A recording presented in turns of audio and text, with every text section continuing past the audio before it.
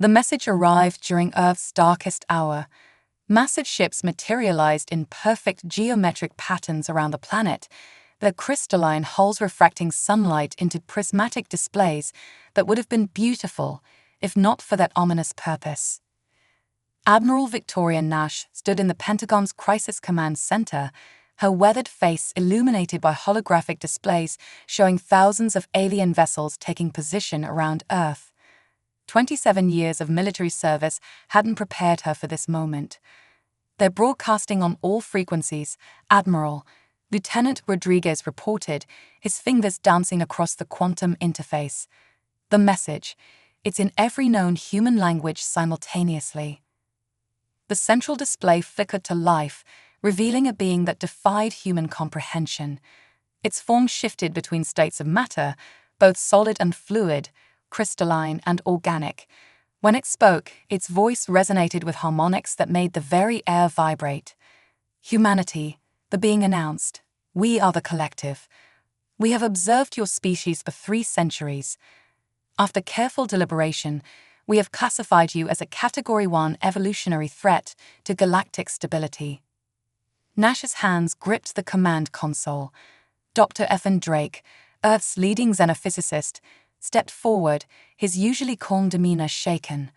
Admiral, their technology, it's beyond anything we've theorized possible. Your species exhibits dangerous traits, the collective's messenger continued. Rapid technological advancement coupled with aggressive expansion tendencies. Your ability to adapt and weaponize any technology presents an unacceptable risk to galactic harmony. The being's form crystallized completely, its voice growing colder. The collective has voted. Earth will be placed under isolation until your species evolves beyond its destructive nature or becomes extinct. This is not a punishment. This is preservation. As the messenger spoke, the alien ships began moving in perfect synchronization. Energy beams connected them, forming a lattice of light that expanded outward from Earth. Dr. Drake, Nash called out, her voice steady despite the situation. What are we looking at? Drake's hands flew over his instruments. They're creating some kind of quantum isolation field. The energy readings, they're rewriting local space-time around our entire solar system. The barrier materialized slowly, a shimmering wall of impossible physics that started at the edge of the solar system and worked its way inward. It was like watching a soap bubble form around humanity's cradle, beautiful and terrifying in its implications. Nash watched as humanity's first contact with alien life turned into humanity's first imprisonment. But in her eyes, there wasn't fear, there was calculation. The collective had made a crucial mistake. They hadn't crushed humanity's spirit, they had given it focus. In her private quarters later that night, Nash recorded the first entry of what would become known as the Liberation Chronicles. Day 1 of imprisonment. They think they've caged us. Instead, they've given us something we've never had before, absolute unity of purpose. They fear our potential. We'll show them why. They've locked us in with our determination, our resources, and most dangerously, our spite. This isn't our prison, it's our forge. Outside her window, the stars twisted strangely through the barrier, their light distorted by alien physics. But to Nash, they didn't look distant anymore. They looked like targets. The collective had judged humanity too dangerous to roam free. In time, they would learn why. 5 years of isolation had transformed humanity in ways the collective never anticipated. Deep beneath the Atacama Desert, in a facility known as Project Phoenix, Dr. Ethan Drake stood before a containment chamber housing what could be humanity's greatest breakthrough. The quantum core pulsed with an inner light that shouldn't exist in normal space. Around it, dozens of scientists worked in synchronized precision, their movements rehearsed through thousands of previous attempts. This was attempt number 2847. Quantum coherence at 99.9%, announced Dr. Sarah Chen, her eyes fixed on readings that would have seemed impossible 5 years ago.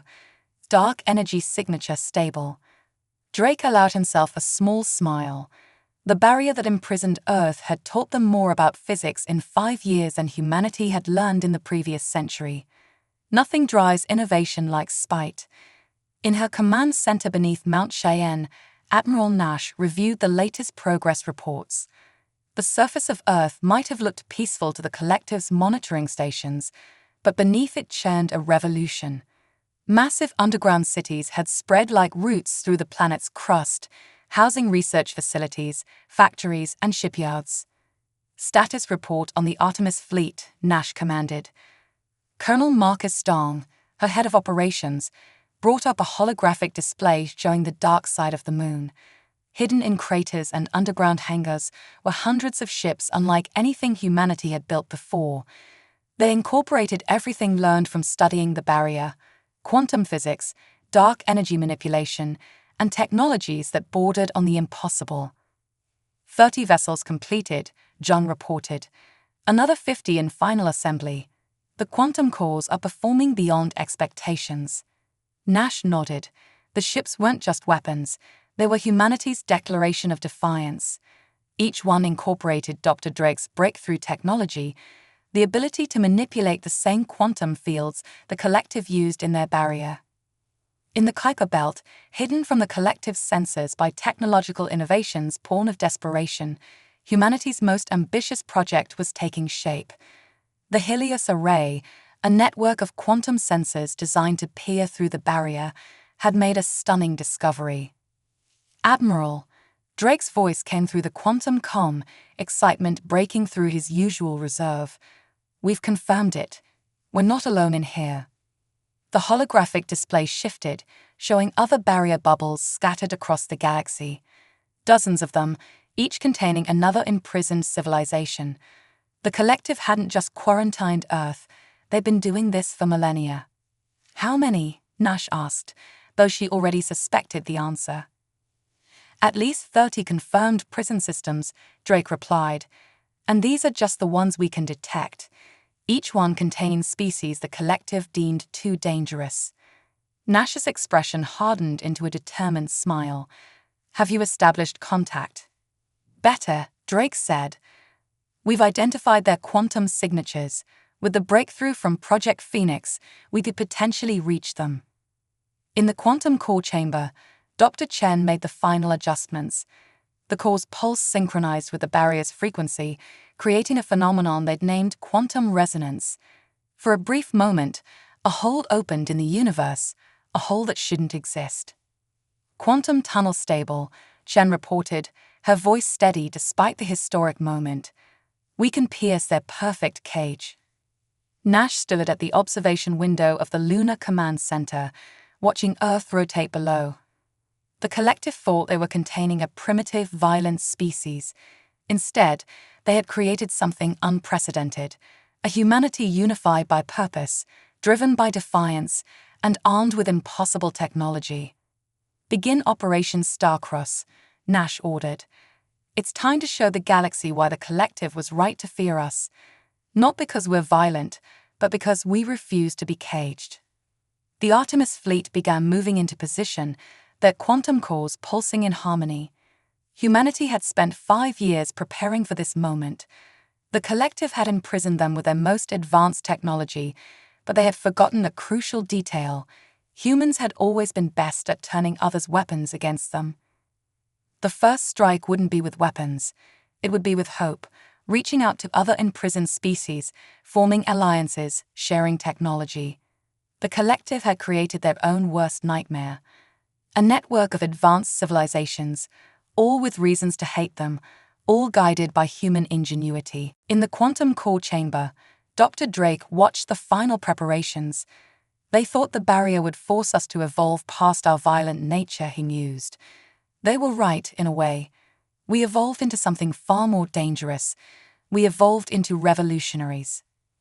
The liberation of the galaxy was about to begin, and it would start with a whisper, not a bang. The quantum tunnel stabilized against the backdrop of unfamiliar stars. The Artemis-class ship Defiant hung in space, invisible to conventional sensors, at the edge of another prison sphere. Captain Maya Patel stood on her bridge, watching the barrier that contained another imprisoned civilization shimmer with the same haunting light that surrounded Earth. Quantum signature confirmed, Lieutenant Rivera announced from his station. It matches the prison system designated Beta 7. According to Dr. Drake's analysis, they've been contained for approximately 300 years. Inside this barrier lived the Ascendant, a species the collective had quarantined for developing consciousness transfer technology. Like humanity, they have been judged too dangerous to join galactic society. Begin transmission on the quantum frequency Dr. Drake provided, Paytil ordered. The message was simple. You are not alone. We can help you break free. The response came faster than anyone expected. The Ascendant had been waiting, watching, preparing, just like humanity. Their message arrived as a stream of complex mathematical equations that resolved into clear communication. We have been expecting someone to notice us. The collective's pride would eventually be their downfall. Over the next several weeks, the true scope of the collective's actions became clear. Each prison sphere contained a civilization that had developed in ways the collective feared. The Nexus, masters of artificial intelligence. The Void Dancers, who had discovered ways to manipulate gravity itself. The Synthesis, organic mechanical hybrids who had transcended the boundaries between flesh and machine. In her lunar command center, Admiral Nash reviewed the reports from the contact teams. Every species they imprisoned developed something unique, she observed, something that could challenge their control. Dr. Drake nodded, his hologram flickering slightly from quantum transmission delay. The collective isn't preserving galactic peace. They're eliminating competition. Any civilization that develops technology they can't control gets isolated. The first meeting of what would become the Alliance of the Condemned took place in neutral space through a network of quantum tunnels that bypassed the collective's barriers. Representatives from 12 imprisoned species gathered virtually, each bringing their own tales of judgment and isolation. They feared each of us for different reasons, Nash addressed the gathering. But they made one crucial mistake. They gave us time to develop, to advance, to prepare, and now they've given us a common enemy. The Alliance formed around a simple principle, shared knowledge. The Ascendant's consciousness transfer technology merged with human quantum physics. The Void Dancers' gravity manipulation enhanced their stealth systems. The Synthesis provided interfaces that allowed organic minds to process information at machine speeds. In the depths of Project Phoenix, Dr. Chen worked with Ascendant scientists to create something unprecedented, a way to not just bypass the barriers, but to shatter them completely. The barriers operate on quantum entanglement principles, she explained to Nash. If we can disrupt the entanglement cascade, we can free everyone simultaneously, Nash finished. How long? A month, maybe 2. The Synthesis are helping us model the quantum interactions. The Void Dancers' gravity tech is the key to generating enough energy. But before the barriers could fall, they needed to ensure the collective wouldn't simply rebuild them. That meant gathering intelligence, understanding their weaknesses, and preparing for a war unlike anything the galaxy had seen. They thought isolation would weaken us, Nash told her fellow Alliance leaders. Instead, they created the perfect environment for revolution. Each of us developed in ways they couldn't predict or control. Now we combine our strengths. The collective had built their power on the assumption that different species would never truly work together. They believed their role as guardians was necessary because diversity bred conflict. The Alliance would prove them wrong in the most dramatic way possible. As the first joint operation began, with ships from 3 species slipping through quantum tunnels to gather intelligence on collective space, Dr. Drake watched from his lab. They imprisoned us because they feared what we might become, he mused. They never considered that imprisonment would transform us into something far more formidable, a unified force driven by the memory of chains. The collective's day of reckoning approached, heralded not by the chaos they feared, but by the very order and cooperation they claimed to protect. That perfect prison was about to become the birthplace of their greatest nightmare, an alliance of the condemned, armed with the combined knowledge of 12 advanced civilizations, all led by humanity's unyielding spirit. The first strike against the collective began in absolute silence. 300 ships from the Alliance fleet emerged from quantum tunnels simultaneously across 50 different systems. Their hulls, enhanced with Void Dancer gravity manipulation technology, bent light around them, making them invisible to even the collective's advanced sensors. Admiral Nash stood on the bridge of the flagship Prometheus, watching tactical displays show Alliance ships moving into position. The collective's arrogance had left them vulnerable. They never expected an attack from species they thought safely contained. All teams in position, Colonel Zhang reported. The synthesis confirmed collective defense networks are blind to our presence. Nash nodded. Execute Operation Shatterpoint. Across collective space, their supposedly impregnable quantum barrier control stations came under attack. The Ascendant's consciousness transferred operators infiltrated their computer systems. Void Dancer gravity weapons crushed their outer defenses. Human quantum weapons, guided by synthesis targeting systems, struck with surgical precision. In the chaos, the collective discovered something terrifying. They weren't fighting imprisoned primitives. They were facing an enemy that had used isolation to forge itself into something unprecedented. Multiple barrier systems are destabilizing, Dr. Chen reported from Project Phoenix. The quantum cascade is working exactly as predicted. One by one, the prison spheres began to fail. Species that had been isolated for centuries suddenly found their barriers dissolving. But the Alliance had planned for this moment. Contact teams were already in position, ready to prevent chaos and recruit more allies to their cause. The collective's response was predictable. They sent their fleets to restore the barriers. But they were fighting an enemy that could appear anywhere, strike without warning, and vanish through quantum tunnels as science said should be impossible. They're mobilizing their main battle fleet, Zhang announced, tracking the collective's movements. Estimated time to intercept, 6 hours. Nash allowed herself a grim smile. Right on schedule. The collective fleet arrived at the coordinates of the nearest fallen barrier, weapons ready, only to find empty space. The real attack was happening elsewhere, at their central command and control facilities. Dr. Drake, coordinating from the quantum labs, watched the operation unfold. The collective built their entire society around the idea that they needed to control evolution, he observed. They never considered that their control would create something more dangerous than any single species could become. The Alliance struck their targets with ruthless efficiency. Centuries of imprisoned rage guided by human tactical innovation, enhanced by technologies the collective had feared enough to lock away. Their perfect order began to crack. But the true victory wasn't in the destruction. As each barrier fell, the Alliance discovered more imprisoned species, each with their own unique developments, their own reasons to join the fight. What started as 12 species grew to 20, then 30. Central Collective Command is going dark, Lieutenant Rivera reported.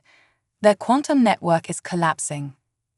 Nash watched as the tactical display showed more and more collective systems losing contact with their leadership. Send in the second wave. Begin liberation protocols. The second phase of the attack revealed the Alliance's true strength. They weren't just destroying the collective's power, they were replacing it. Where chaos should have erupted, a new order emerged. The combined technologies of dozens of species working in harmony instead of competition. In the quantum labs, Dr. Chen and her multi-species team monitored the cascade failure of the barrier network. The collective never understood, she said. Isolation doesn't break advanced species. It forces them to innovate, to overcome, to transform. The collective's leaders, facing defeat for the first time in their history, finally realized their crucial error. They had imprisoned species they feared would bring chaos to the galaxy. Instead, they had created something far more powerful, an alliance forged in adversity, tempered by isolation, and guided by the relentless human drive to overcome any obstacle. As the last major barriers fell, Nash addressed the expanded Alliance Council. Representatives from 37 formerly imprisoned species gathered to witness the moment their jailers lost control. The collective feared our differences would tear the galaxy apart, she told them. They never imagined those differences would become our greatest strength. They imprisoned us because they feared change. Now they'll learn why change is necessary for growth. The battle wasn't over. The collective still controlled vast territories, still commanded powerful forces, but they had lost their greatest weapon, the ability to isolate and contain what they feared. Now they faced an enemy of their own creation, an alliance that had turned imprisonment into evolution. Dr. Drake, watching the liberation unfold, summed it up perfectly. They tried to prevent chaos by forcing stagnation. Instead, they created something unprecedented, unity born of shared defiance. The galaxy will never be the same. The war for freedom had begun in earnest, and the collective was about to learn why some forces should never be caged. The collective's Grand Assembly Hall, once a symbol of their absolute authority, now served as the command center for the Alliance's final offensive. Admiral Nash stood before representatives of 43 liberated species, each grinning their own tale of imprisonment and evolution. The collective made their first mistake by judging us too dangerous, she addressed the gathering. Their second was giving us time to prove them right. The holographic display showed the current state of galactic warfare. The collective's once perfect order had shattered into chaos. Their remaining strongholds glowed red against the backdrop of space, each one a fortress they thought impregnable. Dr. Drake stepped forward, his image transmitted from Project Phoenix.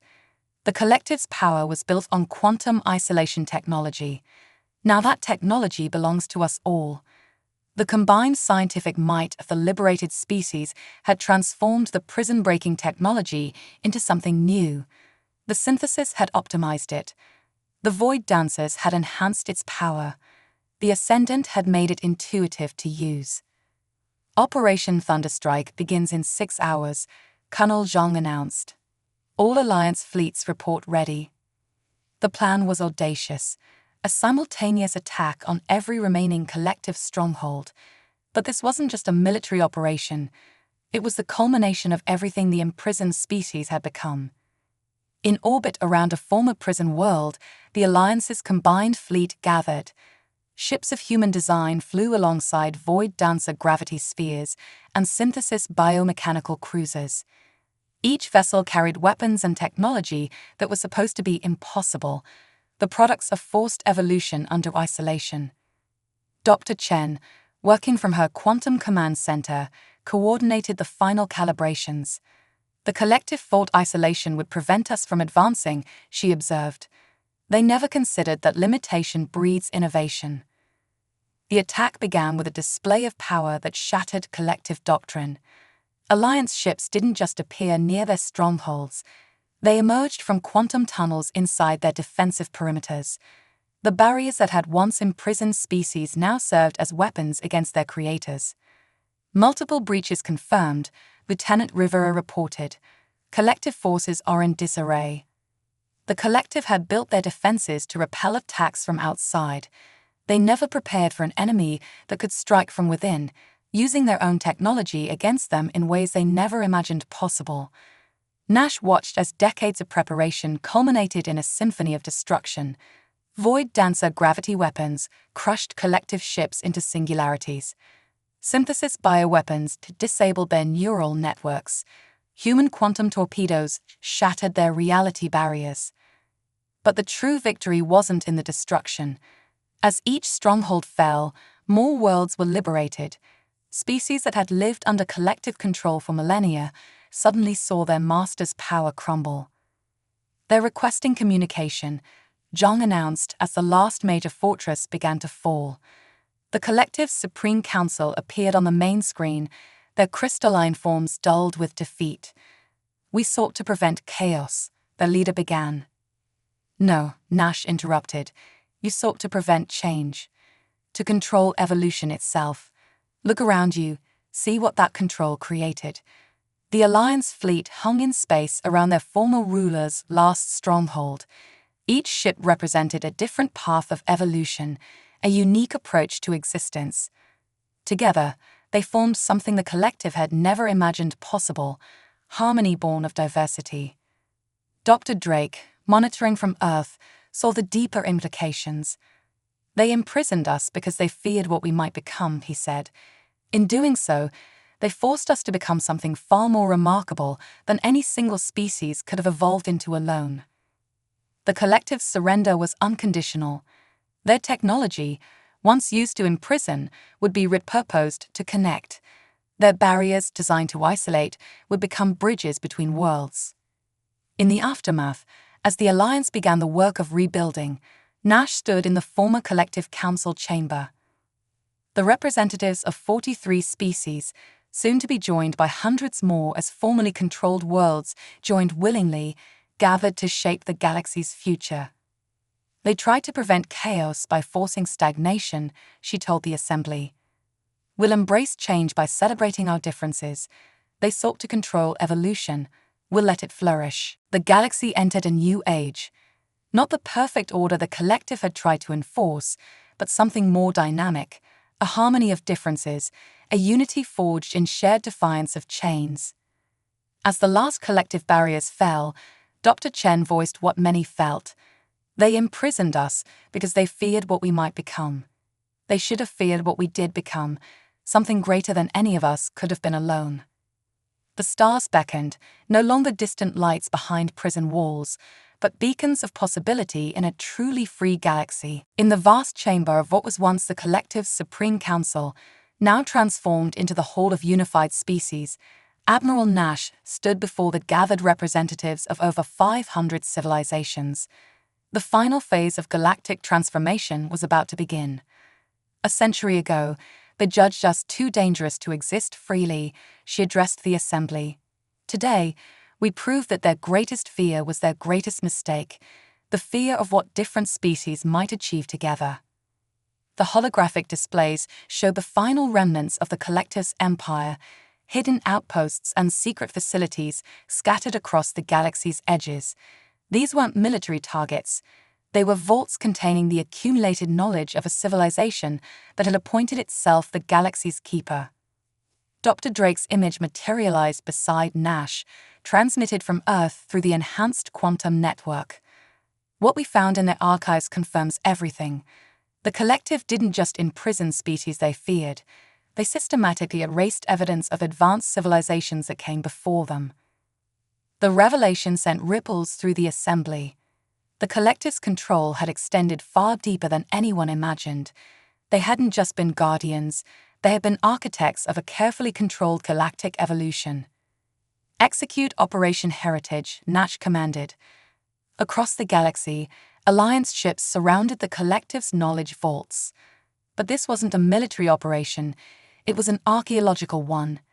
Teams composed of multiple species, each bringing their unique perspectives and technologies, began the work of recovering the galaxy's true history. Dr. Chen, leading the scientific analysis from Project Phoenix, made the first breakthrough. These aren't just historical records, she reported. They're technological blueprints, innovations the collective suppressed because they couldn't control them. The knowledge recovery revealed something extraordinary. The galaxy had seen countless civilizations rise and fall, each taking different paths of evolution. The collective hadn't created order, they had interrupted a natural cycle of diversity and innovation. Their fundamental error, Nash told the Assembly, wasn't in fearing chaos. It was in believing that difference inevitably leads to destruction. As the last vaults were opened, a new galactic society began to take shape. The Alliance transformed into the Galactic Concordat, not a controlling force like the collective, but a forum where different species could share knowledge and resolve conflicts. The synthesis merged their biomechanical innovations with void dancer gravity manipulation. The Ascendant's consciousness transfer technology, combined with human quantum physics, created new forms of communication and understanding. Each species contributed something unique, and together they achieved what the collective had tried to prevent: harmonious advancement through diversity. In Earth's quantum labs, Dr. Drake watched as centuries of suppressed knowledge flowed through the network. They imprisoned us because they feared what we might become, he mused. But they never understood that true evolution requires freedom. the freedom to try, to fail, to adapt, and to grow. The final act of transformation came not with weapons or force, but with an invitation. The formerly controlled worlds of the Collective's empire were offered a choice: join the Concordat freely or chart their own path. Let them see what free species can achieve together, Nash declared as world after world chose to join. A year after the Collective's fall, the galaxy had changed beyond recognition. Where there had been forced order, now there was dynamic harmony. The prison barriers that had divided species became transportation networks. The isolation technology that had contained civilizations now connected them. In the Hall of Unified Species, Admiral Nash addressed the final session of the year. The Collective feared that without their control, the galaxy would descend into chaos. Instead, we've proven that true stability comes not from suppressing differences, but from celebrating them. Dr. Chen, who had helped break the first barrier years ago, added the final entry to the historical records. They imprisoned us because they thought we were too dangerous to roam free. In the end, that imprisonment taught us the most valuable lesson: that the greatest achievements come not from isolation, but from cooperation. The stars shone brighter now, no longer distant lights behind prison walls, but beacons of possibility in a truly free galaxy. Humanity had not just survived abandonment, they had turned it into the catalyst for a revolution that transformed the very nature of galactic civilization. As ships of 1,000 designs carried species of 1,000 forms between worlds of 1,000 kinds, the final truth became clear. The Collective's greatest fear had become the galaxy's greatest strength, the unstoppable power of diversity united by choice, not control. Earth, once a prison world, became known as the cradle of liberation, the place where imprisonment had forged not weapons of destruction, but tools of unprecedented cooperation. The galaxy had been reborn, not through the perfect order the Collective had sought to enforce, but through the beautiful complexity they had tried to prevent.